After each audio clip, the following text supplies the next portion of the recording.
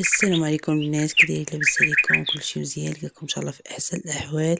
اليوم نوريكم الشجره ديال البرقوق اللي كاينه في الجرد عندنا في البلاد. صراحه زوينه بزاف، ودي الوقيته ديالها شوف تبارك الله ما شاء الله شحال حاطه، اللهم بارك.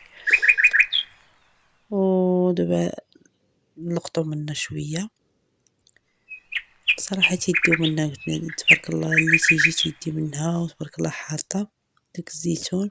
هو جبدنا منه بعد هاد جوج سبيرات حطيناهم.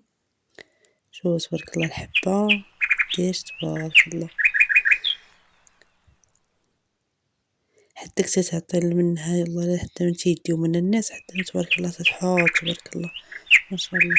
هي كاين منها واش 3 ولا 4، غير هذه قريبة للدار. هي تبارك الله الشتا دابا بدات، شوف الجو الجو تبارك الله مخلط بين الصيف والشتا وتعرفي صيف وتعرفي شتا.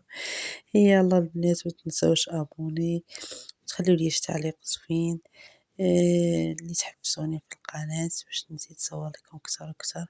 السلام عليكم. غير هذا غير فيديو صغير غير ديال بغيت نصور لكم الوقيته اللي تكون فيها برقوق بشماش.